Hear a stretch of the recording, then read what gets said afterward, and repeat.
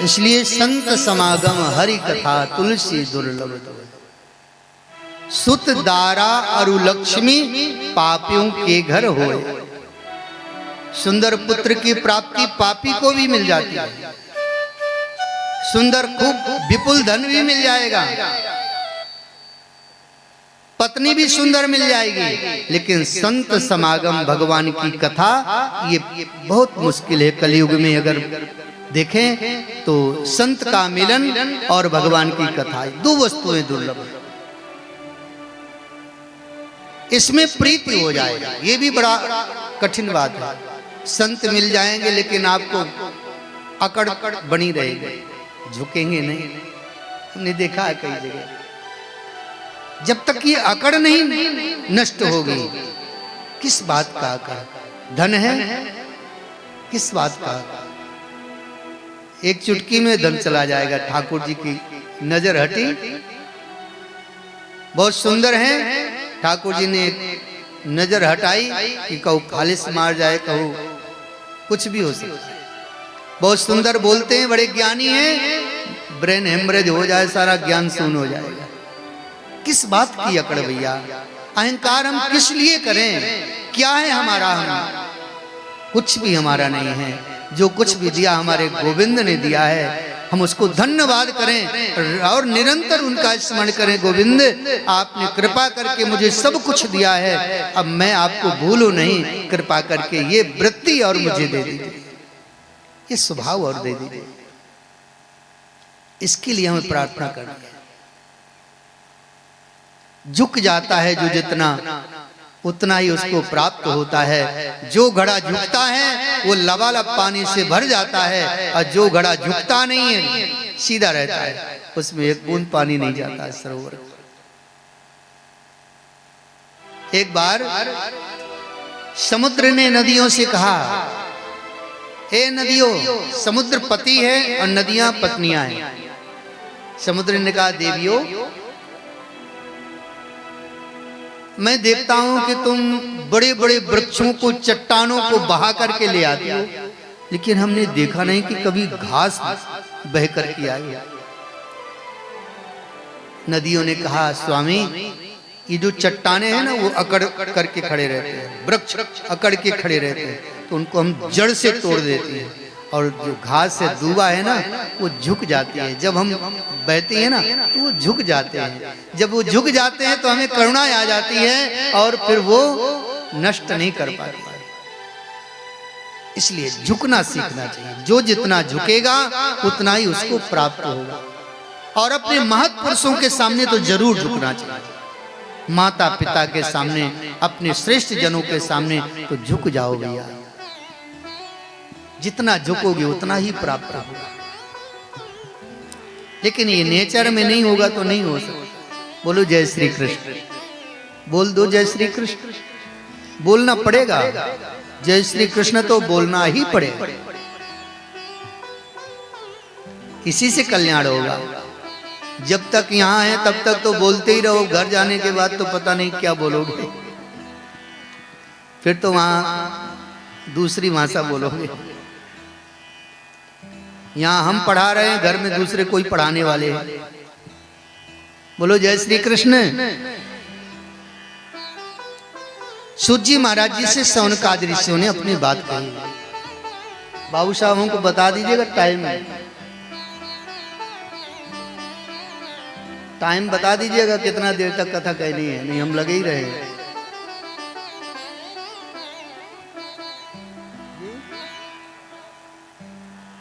जी नहीं तो कितना बजे तक करनी है कथा? हमें क्या देखना है, हम तो लगे रहेंगे 12 बजे तक। आप लोगों को परेशानी ना हो, ऐसा टाइम फिक्स करके बता दीजिएगा, उसी टाइम के अंतर्गत ही कथा को विश्राम दिया जाएगा। ऐसा नहीं कि हम तो वही साधु महात्मा हैं, हमारे तो कोई आगे पीछे है नहीं, हम तो बोलते ही रहेंगे। अब आप लोगों को डांट पड़े घर में तो ठीक नहीं है ना। कितना टाइम हो गया? ठीक। श्री सूत जी महाराज जी ने शौनकादि ऋषियों को कलयुग के जो मानस रोग है उसका उपाय बताया। कलयुग में मन का रोग बहुत है, सभी को है वो मानस रोग जिसे कहते हैं। शरीर के रोग को तो हम किसी डॉक्टर के पास जाके ठीक कर लेते हैं, लेकिन जो मन का रोग है ना वो किसी डॉक्टर से नहीं ठीक होता है, वो तो इसी हॉस्पिटल में आना पड़ेगा। बोलो जय श्री कृष्ण। हाँ, यहाँ आओगे और आपका कैसा रोग है, ज्यादा बड़ी बीमारी होगी तो ऑपरेशन भी करना पड़ेगा, यहाँ ठीक किया जाता है। ये भवरोग का हॉस्पिटल है। जो आया उसका भवरोग से मुक्त हुआ, मानस रोग से मुक्त हुआ। सूत जी महाराज जी बहुत प्रसन्न हुए, बोले शौनकादि जी आपने जो प्रश्न किया है अद्भुत प्रश्न है। समस्त जगत के जीव के कल्याण का इसमें साधन समाहित है। जो प्रश्न आपने किया है वही प्रश्न परीक्षित जी ने सुखदेव जी महाराज जी से किया था। जब परीक्षित जी को भय हो गया कि 7वें दिन मेरी मृत्यु है, मुझे मर जाना है, तो परीक्षित जी को भय हुआ, बीत गया जीवन, भजन नहीं किया। परीक्षित जी को बड़ी व्याकुलता हुई, गंगा के तट पर जाकर के बैठ गए, आमरण अनशन करके, और निश्चय किया कि जब तक मुझे कोई साधन नहीं मिल जाएगा मैं जल नहीं पीऊंगा। ये जितने भी व्रत हैं ना, ये व्रत का केवल इसीलिए व्रत बताए गए हैं, इनका उद्देश्य ही केवल यही है कि हम परमात्मा को प्राप्त कर लें। गृहस्थ जीवन में रह करके सूर्य भगवान की ऐसी उपासना करें, ऐसी उपासना करें कि सूर्य भगवान प्रत्यक्ष प्रकट होकर के हमारे सामने हमको आशीर्वाद दें। आप सुनेंगे अभी 10वें स्कंद में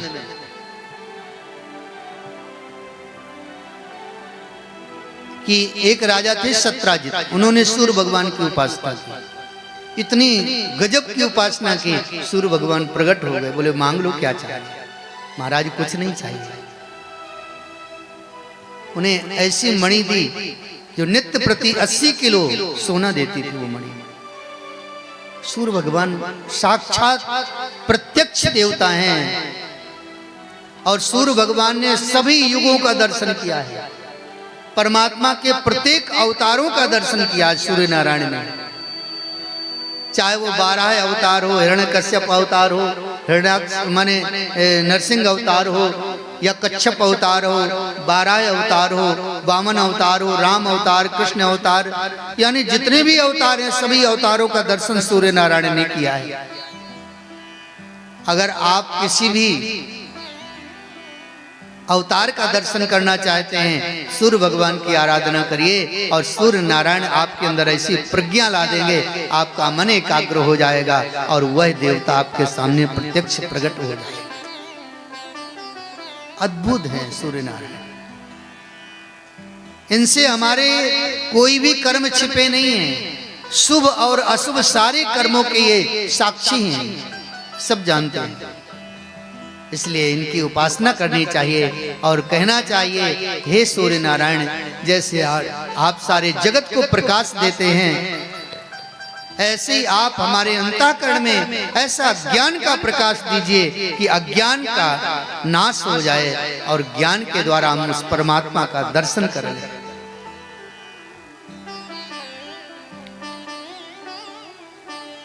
परीक्षित जी के समक्ष सुखदेव जी महाराज जी आए और परीक्षित जी से कहा हम उपाय बताएंगे कि 7वें दिन तुम्हारी सदगति हो जाएगी। बस भागवत कथा सुनाने ही जा रहे थे।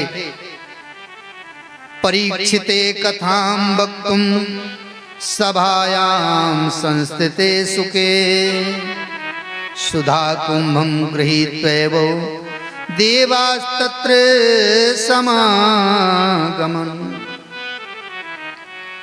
बस जैसे सुखदेव जी महाराज जी कथा सुनाने जा रहे थे, उसी समय देवता आ गए, स्वर्ग के देवता। हम आप स्वर्ग की लालसा रखते हैं कि स्वर्ग मिल जाए। बताइए, भगवान की कथा सुनना नहीं है अभी परीक्षित जी ने, सुनने जा रहे हैं, देवता लोग आ गए। बताओ, देवताओं का दर्शन हो गया तुरंत। केवल भागवत कथा सुनने की मन में इच्छा हुई और भागवत कथा का दर्शन हुआ, दर्शन मात्र से देवताओं का दर्शन हुआ। ऐसे नहीं आए देवता, हाथ में सुधा कुंभम गृहीत्वैव, हाथ में अमृत का कलश लिए हैं और देवता देवराज इंद्र के समक्ष लेकर के सामने आए। सुखदेव जी महाराज जी से कहा, महाराज ये अमृत आप ले लीजिए और ये भागवत कथा हमें दे दीजिए, ये विनिमय कर लीजिए, आदान प्रदान कर लेते हैं। ये अमृत कलश लीजिए और राजा परीक्षित को मृत्यु का भय है, इनको अमृत पिला दीजिए, ये अमर हो जाएंगे, मृत्यु इनका कुछ नहीं बिगाड़ पाएगी। और ये भागवतामृत ये हम देवताओं को दे दीजिए। इतनी बात सुनते ही सुखदेव जी महाराज खूब ठहाका मार करके हंसे। क्वा सुधा क्वा कथा लोके, क्वा काचः क्वा मणिर्महान्, ब्रह्मरातो विचार्येवो तदा देवांजहास्यः। सुखदेव जी महाराज जी ने कहा, अरे देवताओं, तुम लोग क्या कह रहे हो? क्वा सुधा, कहां ये भागवत कथा रूपी अमृत, और क्वा काचा, ये तुम्हारा जो अमृत है ना, ये कांच के समान है, और ये कथा क्या है? मणि के समान है। ये कथा मणि है, चिंतामणि होती है ना, जिसके घर में चिंतामणि हो तो उसके यहाँ कोई चिंता करने की जरूरत ही नहीं। मन में किसी कारण से कोई चिंता हुई तो चिंतामणि के प्रभाव से चिंता मिट गई, उसका चिंतामणि नाम ही है। मन में कोई चिंता हो ही नहीं सकती है। जैसे पारसमणि होता है ना, पारसमणि आपको मिल जाए तो आप जितना चाहे टनों सोना बना सकते हैं, जिस लोहा में छुआएंगे सोना बन जाएगा। न चोरी का डर है, चोर कितना चुलाएगा सोना, कह दो ले जाओ जितना ले जाना, हम तो कितना सोना बना के तैयार कर देंगे। यानी ये जो कथा है ये मणि है। जैसे मणि को आप प्राप्त कर लें तो आप निर्धन नहीं रह सकते हैं, शोकाकुल नहीं रह सकते हैं, किसी प्रकार कोई चिंता नहीं हो सकती है, आप जो चाहे सो आप प्राप्त कर सकते हैं। ये भागवत कथा सुनने के बाद फिर मन में कोई चिंता नहीं रह जाती। मन में ये सत्य का ज्ञान हो जाता है कि संसार मिथ्या है, जो कुछ दिखता है सब झूठा है, और जो नहीं दिखता है वही सत्य है। परमात्मा दिखता नहीं है ना, वो सत्य है, और जो दिखता है ये माया है, सब झूठी है। परमात्मा को देखने के लिए ये नेत्रों की जरूरत नहीं, इन नेत्रों से भगवान को नहीं देखा जा सकता। और परमात्मा को देखने के लिए अंदर दिव्य दृष्टि चाहिए। भगवान श्री कृष्ण ने अर्जुन को अपना विराट स्वरूप का दर्शन कराया महाभारत के उस युद्ध स्थल में। अर्जुन ने कहा मुझे तो नहीं दिखता है आपका स्वरूप। भगवान कृष्ण बोले, अर्जुन इन नेत्रों से तुम मुझे नहीं देख सकते, हम तुम्हें दिव्य दृष्टि देते हैं। और भगवान कृष्ण ने जब अर्जुन को दिव्य दृष्टि दी तब भगवान का विराट स्वरूप का दर्शन हुआ। भैया, अंतःकरण के नेत्र खोलना है, वही अभी माया के पर्दा से, माया के आवरण से ढके हुए हैं। जब तक वो नहीं खुलेंगे तब तक हमारा परमात्मा से साक्षात्कार नहीं हो सकता, और हम ऐसे ही भटकते भटकते जीवन पूरा कर लेंगे।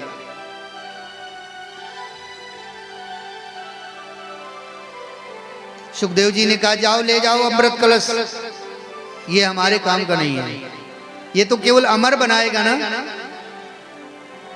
ये विवेक नहीं दे सकता है। और अमर बन जाए ना तो और ज्यादा अहंकार बढ़ जाता है। अब हम मरेंगे नहीं किसी से। जैसे रावण हिरण्यकश्यप ने भी तो वरदान मांगा था, न दिन में मरूं, न रात्रि में मरूं, न अंदर मरूं, न बाहर मरूं, न ऊपर मरूं, न नीचे मरूं, न नर से मरूं, न पशु से मरूं। यही इसीलिए मांगा था ना कि मैं किसी से मारा ना जाऊं। अब अमृत कलश जो पी लेगा उसको कितना अहंकार हो जाएगा, अब वो कोई मार ही नहीं सकता उसको। सुखदेव जी महाराज जी ने कहा, ये भागवत कथा अहंकार से मुक्त करने के लिए है और आपका अमृत अहंकार का वर्धन करने के लिए है। इसलिए भागवत कथा से इस अमृत की तुलना कभी नहीं हो सकती। महाराज वो देवता लोग अमृत कलश लेकर के अपने लोग चले गए और यहाँ सुखदेव जी महाराज जी ने परीक्षित जी को कथा सुनाई और परीक्षित की मोक्ष गति हुई। राज्ञो मोक्षम तथा वीक्षो पुराधातापि विस्मितः सत्यलोके तुलां बद्ध्वा तोलयत् साधनान्यजा। ब्रह्मा जी को आश्चर्य हुआ, ये भागवत कथा का इतना बड़ा प्रभाव कि राजा परीक्षित को मोक्ष मिल गया। तो ब्रह्मलोक में तराजू लाया गया, बांधा गया। ब्रह्मा जी ने तराजू को बांधा और एक पलड़े में सारे साधन रखे गए, जितने भी यज्ञ दान तप ध्यान योग सारे साधन रखे गए और एक तरफ भागवत जी को रखा गया। जैसे भागवत जी को रखा गया सारे साधनों का पलड़ा ऊपर चला गया, भागवत जी का पलड़ा भारी हो गया। लघून्यानि जातानि गौरवेण इदं महत् तदा ऋषिगणाः सर्वे विस्मयं परमं ययुः। तब ये विश्वास हो गया कि भागवत जी सर्वश्रेष्ठ साधन है। भागवत जी का उद्देश्य क्या है? परमात्मा में प्रीति उत्पन्न करना। इसलिए भागवत जी अर्थ धर्म काम मोक्ष के सहित भक्ति को प्रदान करने वाली। हरि भज लो, हरि भज लो, हरि भजने का मौका है। हरि भज लो, हरि भज लो, हरि भजने का मौका है। हरि भज लो, हरि भज लो, हरि भजने का मौका है। हरि भज लो, हरि भज लो, हरि भजने का मौका है। हरि भजने का मौका है। हरि भजने का मौका है।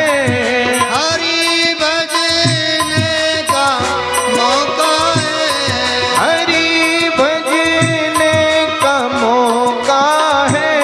हरि भजने का मौका है। हरि भजने का मौका है। हरि भज लो, हरि भज लो, हरि भजने का मौका है। हरि भज लो, हरि भज लो, हरि भजने का मौका है। हरि भज लो, हरि भज लो, हरि भजने का मौका है। हरि भज लो, हरि भज लो, हरि भजने का मौका है। हरि का नाम प्यारा है। हरि का नाम प्यारा है। हरि प्राणों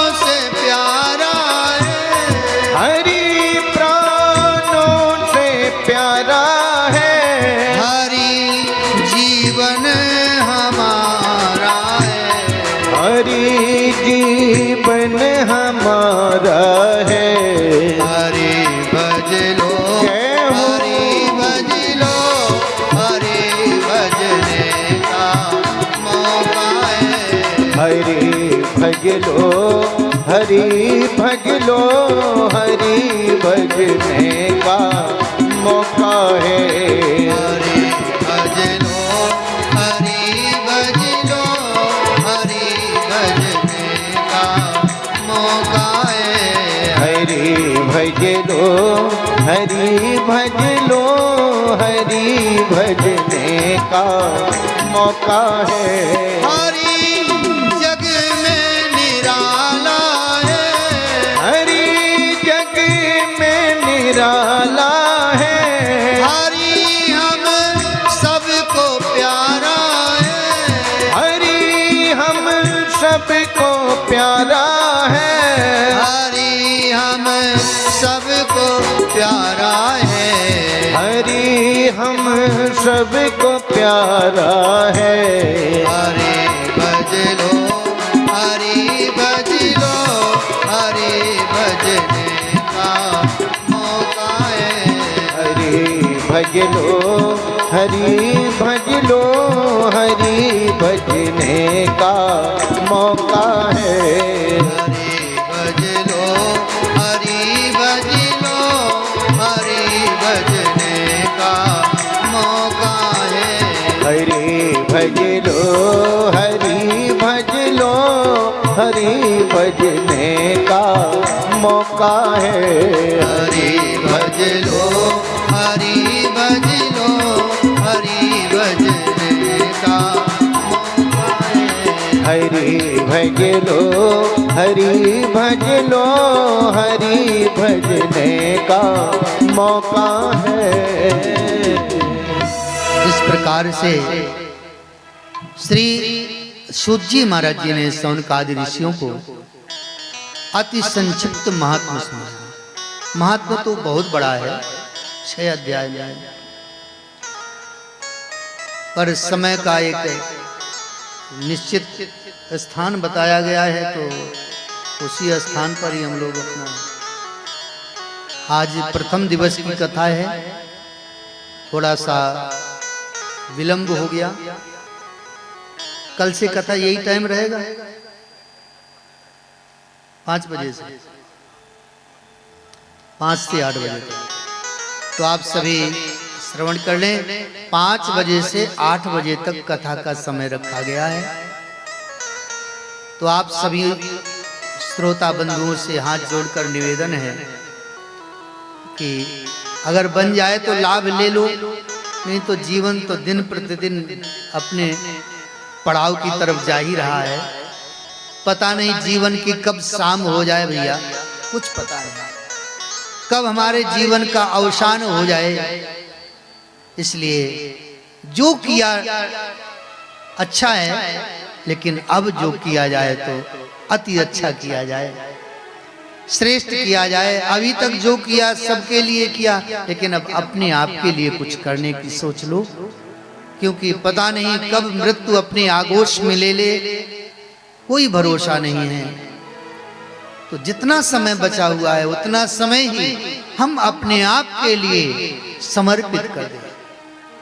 अब अगला जन्म ना होवे, इसके लिए हमें थोड़ा सा परिश्रम करना पड़ेगा।